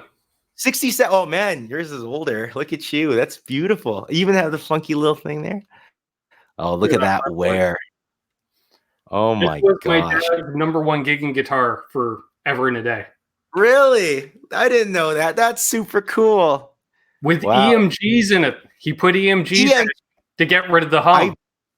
I've never played the EMGs, but I've heard a lot of really wonderful things about them. I hear they're really good. They are a great pickup. And as we're talking about playing clean with no hiding, he played this through a Silverface Vibrolux at stage volume because you didn't mic your amps. Oh man, that's crazy. Look at that. No hiding. No hiding at all. Yeah. Well, yours kept theirs in better condition. Like, look at mine's pretty. That's what it looks like. All my guitars have wear here. I don't know where that comes from, but they all get them right. This one has a little bit there too. Yeah. I gigged with this for about a year and a half when I got back into playing tellies. But of course, being sentimental value, I didn't like gigging with it. So my cousin sent me the 71 to gig with. Super cool. Wow, look at you. Oh, that's cool. Oh man, so you got a 71 and a 67. That's beautiful. Yeah. Rosewood, maple, and this one has my signature telly set called the Vintage Workhorse Pickups, which are based off a 53 telly. Who makes your signature set? They are made by Reno Fin Custom Guitars out of Victoria, BC. Super cool. Yeah, look at Victoria, BC. I didn't even look at that. Yeah, mine's I guess mine's a little different because I have the Bigsby on mine. I do. You know that I do need a telly with a Bigsby. Yeah, they're weird. They're really cool. But yeah, actually, the only reason why I have this blue one is they're actually the same guitar. They're just when I was a kid, there was a guitar store. It's still there. It's Rufus Guitar Shop, when I'm really close with them, and they had a telly, a Lake Placid blue telly, hanging up on the wall when I was a little kid, and I wanted that guitar so bad. So when I finally came to a time when I wanted to kind of retire this thing, I wanted to make sure that it sounded and looked like this. Sure. But it was Lake Placid blue, so that's why this guitar is Lake Placid blue. Beautiful guitar. Yeah, but yeah, Bigsby guitars are awesome. You know what? It's very, very different though. Yeah. Like it's going to be a completely different world because there's so much its own unique beast for sure. Yeah, like the strings are so slinky on a Bigsby guitar, and the feel is completely different. It's almost like a different instrument, and it softens the pickups just a touch, so you don't get that. It actually kind of tones down the ice pick a little bit, which is actually, I think, a good thing. But for thank you, Upside Down. He posted the link to Travis's website, renofin.ca, where you can buy all of my sets of pickups. Oh wow! As well as the Reno look at that Ben Coombs guitar. Wow, that's pretty neat, man. That's pretty cool. That's gorgeous. With my signature P90s, and the rest of it's pretty much telly. Got a kill switch from Tesi Switch, 4-way switch, mahogany body, maple neck. Yeah, man, that's gorgeous. That's beautiful. That's absolutely beautiful. Yeah, when it comes to built in Victoria. Wow, that's crazy. And they're like right next door. They're closer to me than they are to you. You know more about them than I do. But ironically enough, it's a buddy of mine who went to school with my sister from like kindergarten right through grade 12, who moved out west. Oh, really? Super cool. That's crazy. Yeah. But go back to your question. When it comes to pickups, when it comes to new pickups, almost all my guitars I use tone-specific pickups, which are based out of California. So it's a guy in California. They're handmade. They're very lovely. I use them on all my Les Pauls and humbuckers and anything that's not a vintage telly. I think this one has Virgil Arlo pickups, which is another California thing.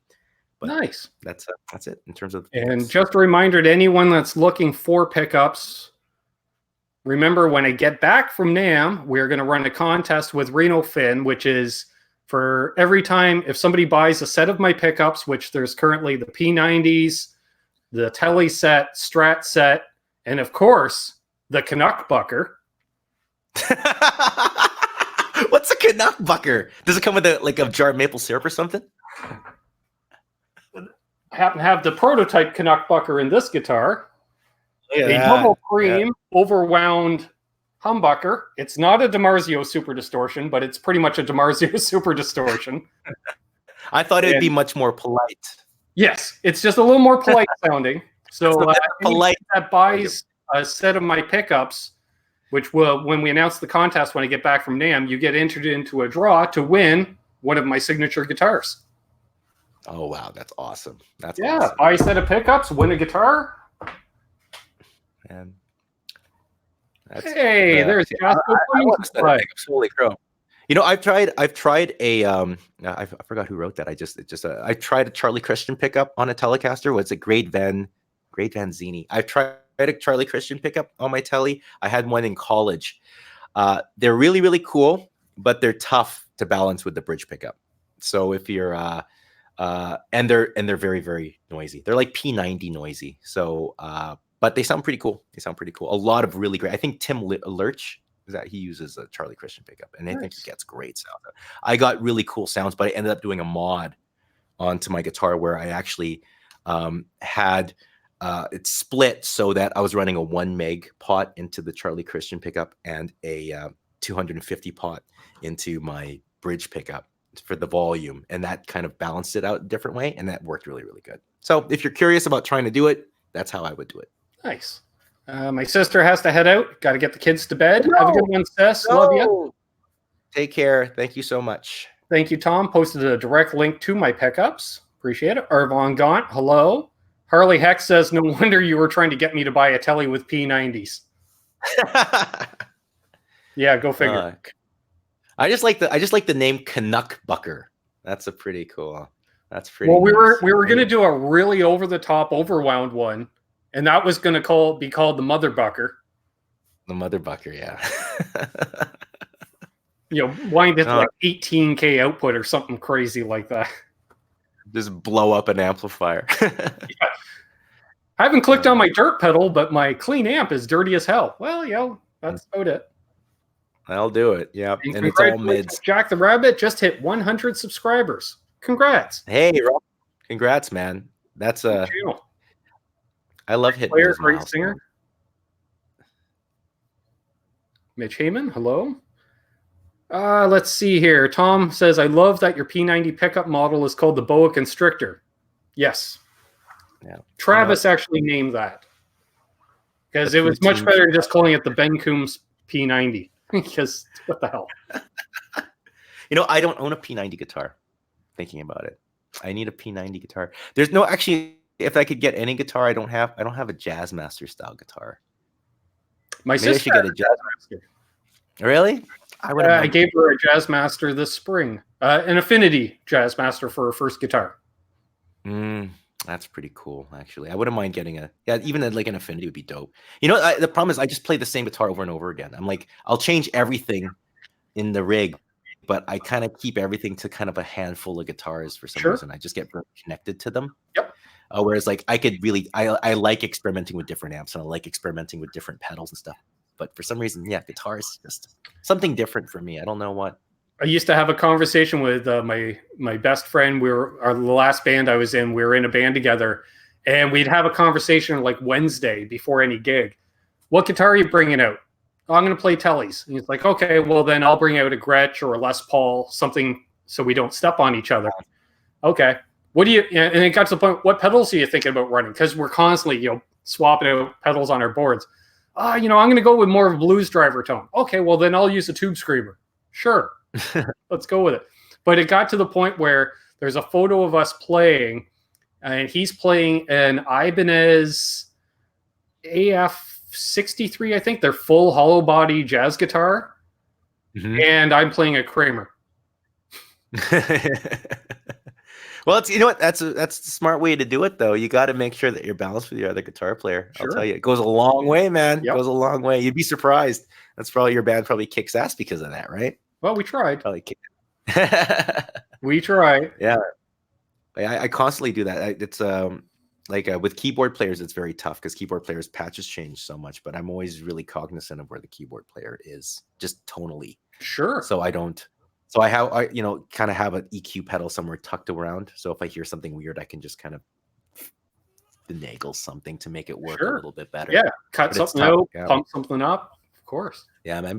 Because if you get to a point where it's like guitar versus keyboards win all the time.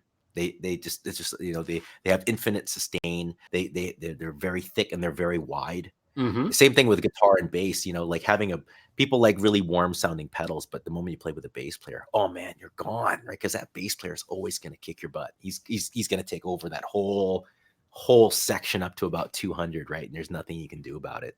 Yeah, I got to the point where I don't even play the root note on a lot of chords because right, exactly. Yeah, I know that's the way it has to be, right? Yeah. Yeah, that's why sometimes it's really fun. I like playing in big bands, but sometimes playing in a trio is great because you can just really just go for it. Just big chords and big sounds, big thick wall, big muff pies and stuff, really wide. Big muff pie, you get eaten alive in a lot of other bands, right? But when you're in a trio, you can just kick butt with a big muff pie. You know what I mean? So exactly. Yeah, I like it. But P90s, I think I got on my list. I'll put a set of your P90s in a. They're definitely, they're pretty good. I haven't seen Aaron in the chat tonight, but JJ in the chat has a set of my P90s. Ike from Flipside has a set he's putting into a telly as well. So there's a few sets out there floating around. Yeah, maybe I should make like a little Les Paul Jr. or something like that. That might be a fun little project. I would say so. I love Les Paul Juniors. They're just punk rock as hell. Yeah, man. I like simple guitars, says the guy with the most complex bridge system ever. But this is really like weird Marvel feed. But I do like simple guitars. Maybe that's why I'm drawn to Tellys and stuff. I don't know. But yeah, like there's something inherently just rock and roll about a Les Paul Jr. I don't know what it is. Yeah. It's the one guitar that looks great with stickers on it too. Yeah, exactly. Yeah, it actually looks cooler with stickers on it. Yep. Hey, Michael Smith, the captain. Good to see you, sir. Rock and roll. Can't wait to give you a big hug when I see you at NAMM, buddy. Yeah, man. Gosh, NAMM. I can't believe it's just right over the corner, man. We're growing up so fast. Oh, I know. It's crazy. Poo Ninja's headed out. See you, man. Have a good one. Hey, man. Always great to see you. Always great to see you. Poo Ninja's everywhere.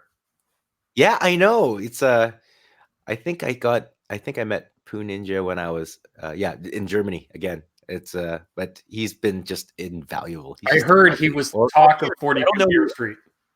He was, or she. I don't know. I don't know if Poo Ninja is a boy or a girl. I don't know. I'm assuming. I don't know. Darth Vader is on the is like the little What's he called? What do you call the icon? Avatar. Thing? I forgot. Avatar. So I'm gonna assume it's a guy because Darth Vader's a guy, isn't he? Then you could be those those that are committed like upside down here. Well, I just happened to see one of his comment. Not only is his name written upside down, his avatar is upside down too. Yeah, that's really cool. Actually, that's really badass. Let's see. Okay, upside down. Yeah, he likes my April O'Neil guitar. He dubbed it, which is the main one I use for demos. Yeah, that's cool. It has a little April O'Neil. It's a humbucker guitar with coil tap, and it's a made in Mexico telly. Oh, that's pretty cool, man. It's rock and roll. Yeah, love it. Yeah, I have a guitar coming right now. It's the same thing. I've always wanted a full scale, like a Fender scale guitar with humbuckers in it. I think that's a really cool sound. So I'm finally getting one built, and I'm picking it up at NAMM. Actually, I'll show it to you. It's gonna be dope. It's Kevin Equit's guitar, but it's gonna have the full Fender scale with the humbuckers because I think those kind of guitars always sound really, really neat, just tighter. Yeah, and the wild part is it's still, even with the humbucker, it still sounds like a telly. Yeah, well, it's just you get that extra tightness on there, just but if you put that gain in there, it just gets nasty too, right? It's really, really cool. Rodney Rooster is asking, are regular folks allowed to go to NAMM, or is it only for people in the biz? It is a trade show for inside the industry. Originally, the idea is for music stores to go check out gear and then put in their yearly orders for inventory. But over time, people will go because if you know somebody that owns a music store, you can get a pass, sort of thing. So if you know somebody, you can get in. And then they used to have press coverage, and then they didn't. And now us YouTubers are essentially the press coverage for NAMM. Yeah, that's true. They used to, I believe they used to have like a public day. There was like one day, I think it was a Saturday, they let people in, right? But I think they had to cut that down because it went too crazy. They do that it is a summer NAMM still. Oh yeah, it's cool, but yeah, NAMM is a closed event, but it's actually not super hard to get in if you really want to get in. If you always just make a friend at a music store, and they'll be able to get you a pass. Exactly. What I mean? Make friends, but it's not too hard. Yeah, if you're interested. Somebody had asked earlier, Milt, how am I doing? If you didn't know, Jay, I actually took a tumble down some stairs the other day. Oh no! And literally, as I'm falling, I thought, I don't need this. I have NAMM next week. I can't hurt myself. So the bruising is going down. I jammed my wrist pretty good. I don't know if anybody can see that, but yeah.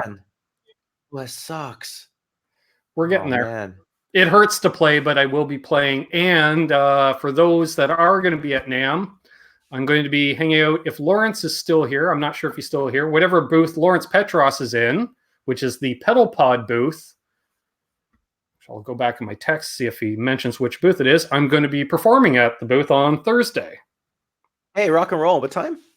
Where's my phone? Oh, that's a good question. Let's say around 3 p.m. BPM pedal pad. Pedal pod. Battery's dead. Damn it.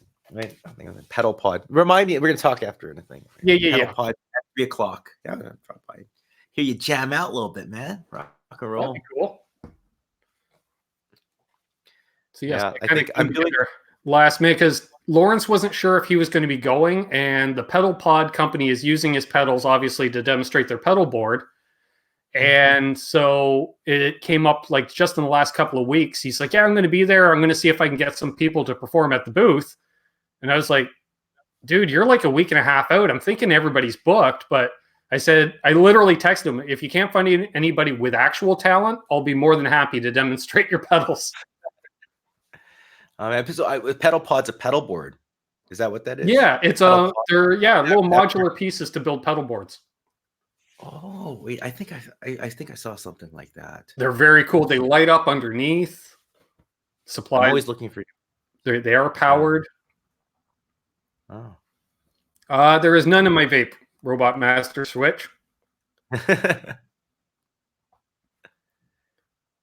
Tom says, I so wish I was going to NAMM now. Why? Because I'm playing at the booth. There's better players than me at NAMM. The original Paramutant says, you may need your own medical escort for NAMM. I'm your guy. You gotta get that travel insurance, man. There you go. You take care of yourself. You never know. I have my travel insurance. I'm a member of CAA. Hey, rock and roll. I don't even know. I have to ask somebody and see how that figured out. I think I do. I think. I'll check tonight. That'll be my homework assignment. Yeah, I'm excited. Avery's Guitar Stuff. Where is NAMM? It's in Anaheim, California, at the Anaheim Convention Center. And it's there every year. People always ask, where is it this year? It's always in Anaheim. And yeah, it hasn't moved. I can't remember the last time it moved. Although I've heard rumors that it may be moving because the contract with the Anaheim Convention Center is up in the next year or two. Really? So there's a possibility. I heard a rumor of them moving it to Vegas. Really? Yeah. Well, I guess that would be kind of cool, I guess. Well, there's a lot of trade shows that go to Vegas, so they probably get cheap rent, I would assume. Yeah, I guess so. It'd be better for me, too. Yeah, why not? Hey, Hugh Caldwell. He says, been lurking all show. Jay is a great guest and a cool guy. Oh, thank you so much. Thank you. And I believe Hugh might be in Scotland. Scotland? Yeah. Oh, are you a golfer? I am not. I'm always looking for an excuse to talk about golf. So I'll Scotland. I don't know anything about it. I had like fuzzies hit my heart. You know how everyone, like all of us, we watch like gear demos and stuff like that on YouTube and stuff. I don't watch a lot of gear demos, but I watch a lot of golf videos. So there we go. A lot of like, with the same enthusiasm as someone would be looking at the new, Boss pedal, I'd be excited looking at the new, tailor-made driver. I believe the last golf tournament I watched was the TGU golf tournament. Oh yes, that was. I wish I did a little bit better in that one. It wasn't my best round. Swinging a guitar was a little bit different than my normal set. Wasn't measured correctly, but that was a fun one. That China Mike did that one, right? Yep. That was a great. We did so for all of you that don't know, China Guitar Skeptic, he did a thing called the TGU Golf Tournament, and we went out in Germany during TGU to.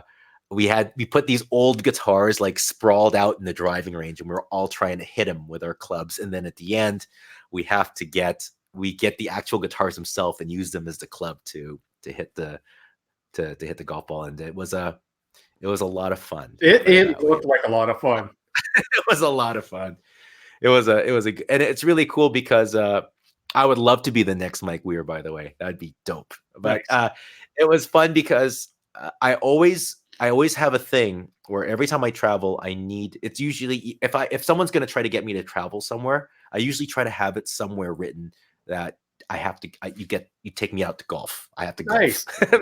I got kids, so I don't get to golf as much as I used to. Right. So that's what it is. And in TGU, it was so last minute. There's no way I can golf, but it just so happened that by sheer luck, the place that we were staying at was right beside a golf course. And because China Mike was doing the thing, I did manage to at least play a little bit of golf. So I'm totally And I don't know if you're aware, China Mike is going to NAMM. Yes, he is. Oh man. Okay. I like him. He's a lovely person. He He's was funny. the guy, in fact, who coined it Nanuary. He's a really funny guy. He's a really cool Hey, guy. there's Ryan from 60 Cycle Home himself. No, we were talking no, earlier, it's my not. friend. Oh, we were saying some really horrible stuff about you. It was And Michael Smith says they think they've actually started to sell passes to NAMM, and he just put a link in here. Oh, there you go, man. There you go. Nice. You know, I actually have some beef with Ryan from 60 Cycle Hum. Actually, I'm a little upset with him because doesn't everybody at one time, Andy the guitar geek, you? we're not getting along because I got asked. I have to make a video on this Ortega banjo. It has like 6 strings on it, and I was gonna, they want me to do a video of me playing the 6-string banjo with guitar pedals. So I was really excited, and I'm getting some work done, getting it all together, and then I'm like looking at my my YouTube feed, and it looks like Ryan beat me to the punch. And not only did Ryan beat me to the punch, but I think I might actually be in that video somewhere. So so I don't know, Ryan. I got some beef with you. I think that's some like end game stuff. That's some like Adventures end game stuff. You saw that I was gonna do this, and then you end gamed me, went back, and then you took my idea. So I'm actually gonna say that it's your fault. You screwed up. Well, I think he summed it up here. He says, I'm very controversial. He's a controversial guy. I had a great hangout with Ryan at Summer NAMM, hanging out by a garbage can, talking about Henning Pauly. Yeah, that's usually where people talk about Henning Pauly. I proposed to my wife beside a garbage compactor. Nice. Romantic, actually. Tom, damn. Ben, I just discovered you are left-handed like me. I also play right-handed. Jay Leonard J, dude, you look so young. What is your health secret? Well, I Coca-Cola in the morning and the afternoon is very nice. This is a Christmas thing, but I don't know. Play golf. That's what you need to do. Play golf and play guitar. I think if you can do that for the majority of the day. Living in Van City doesn't hurt either. Yeah, living in Vancouver. Vancouver it has no nightlife to speak of, but it is during the day is the most active and wonderful place to live because you're literally 30 minutes away from skiing, 30 minutes away from canoeing, 30 minutes away from cycling, and just go down to the Commodore. Go down to the Commodore and get drunk. You can do that too. Yeah, I'm no stranger. Those hallowed grounds of the Woodward Ballroom. I've been there my fair share of times, but yeah, it's a lovely place. Good place. There is a nice music scene. I've got a couple of buddies out there still gigging around town out there. So. Oh yeah, that's right. Yeah, it's actually really nice to be a musician in Vancouver because Vancouver is a big city, but all the musicians feel like they need to go to Toronto to establish themselves. But because of that, there's so many gigs. And I don't understand that because I remember like when I was in high school, everybody was moving to Vancouver because Toronto was just cover bands.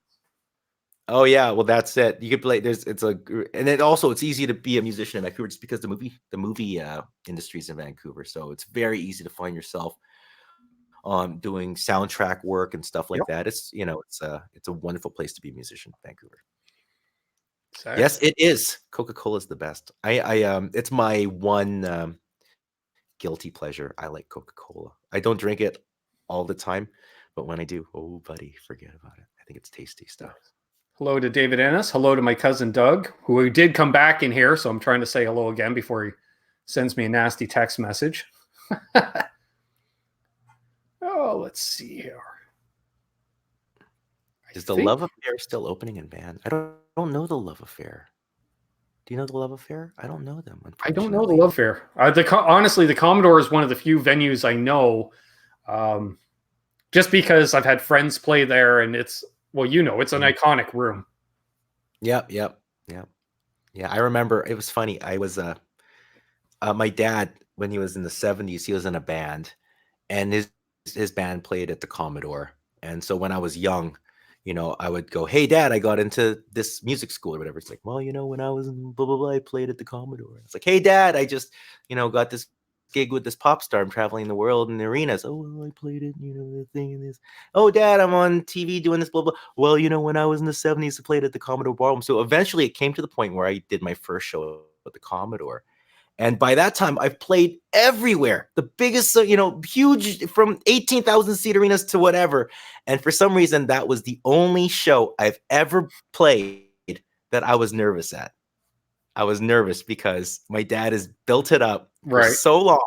Yeah. And all he did, like ever since I was a kid, he just talked about the Commodore and everything. So it's just like, it was weird because I don't typically get nervous before playing, but there was like a weird anxiety just because my father always said that he played at the Commodore. So that's my Commodore Ballroom story. Nice. But I played there quite a bit since, but that first time I remember being like, ooh, I was like, why am I nervous? Steve Lutheras, Friedman or Sir? I would go Friedman myself. I would go Friedman too. Yeah.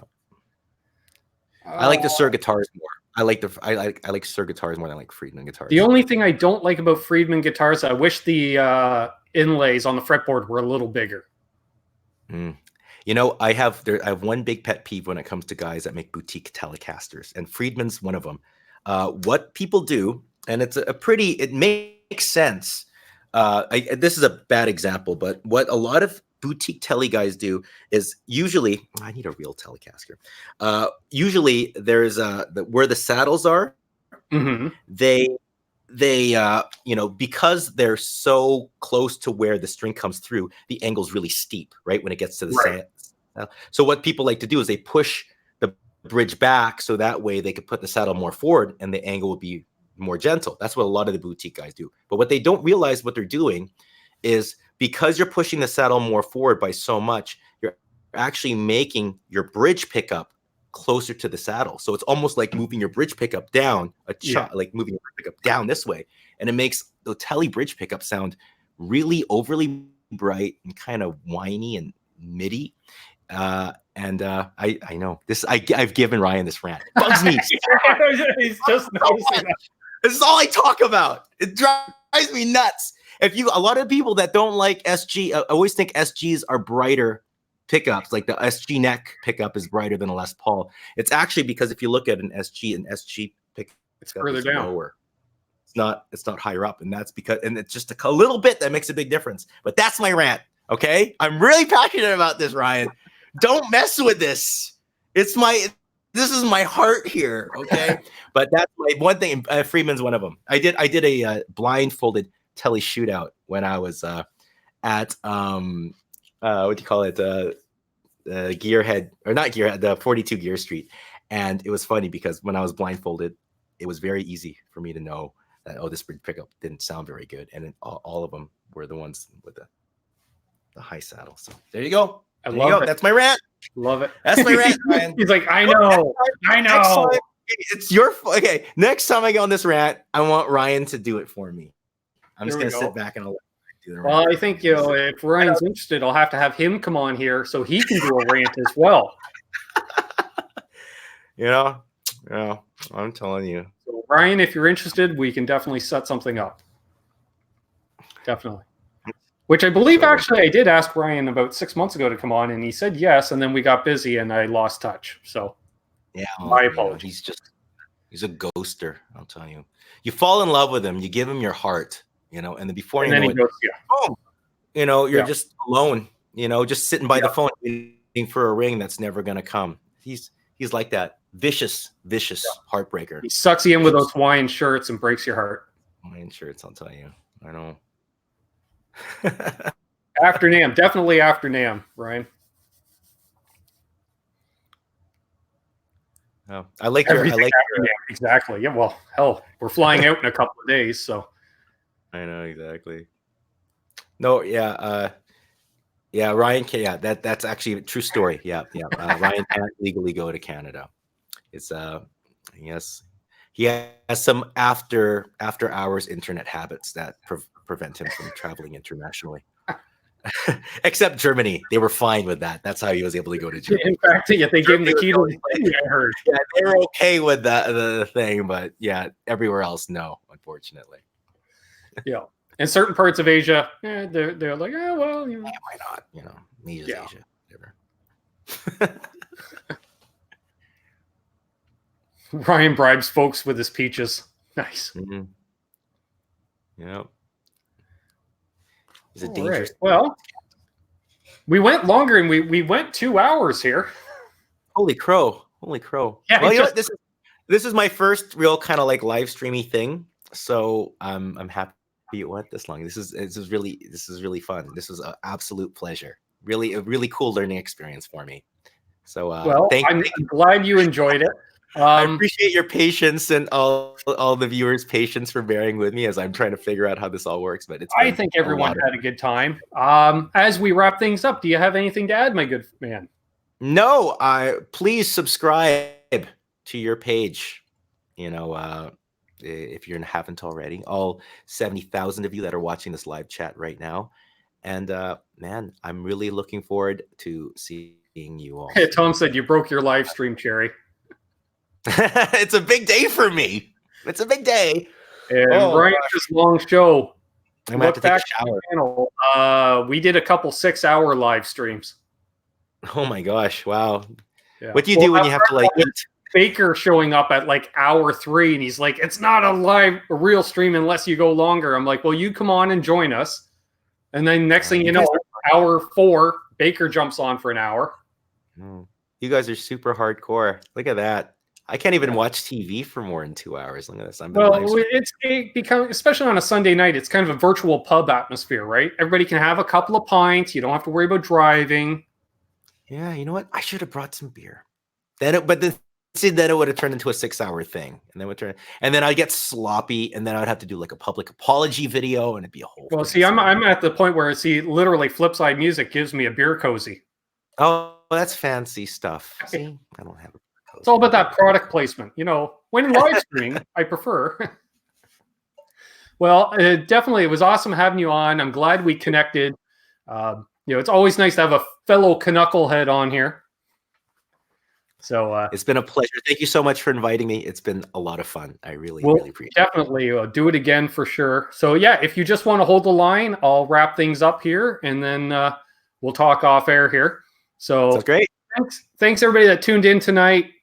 If you're new, please subscribe. New or returning, please leave one of these thumbs ups.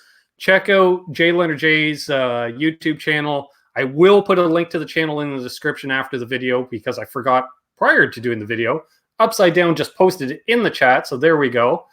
I'm glad that Ryan caught some of this. That's always a bonus. You know, he's like, oh, if they're doing that, it gives you good inspiration to keep doing what you're doing because you do it better. You know, that's the way it works. So, as I always say, folks, actually, before I wrap up, I should say, stay tuned this week. I will be live tomorrow night with the Canucks with Guitars show. I will be doing some NAMM vlogs, uploading videos, live streams during NAMM, doing recaps because it's easier to just go live and recap than remember what the hell happened. So, as always, folks, hold those doors open. Let that guy in ahead of you in traffic. Do good things, and good things will happen to you. Karma is real. I'm living the dream. Jay's living the dream. I hope you are too, folks. Until next time, have a great night and be good to each other. Cheers.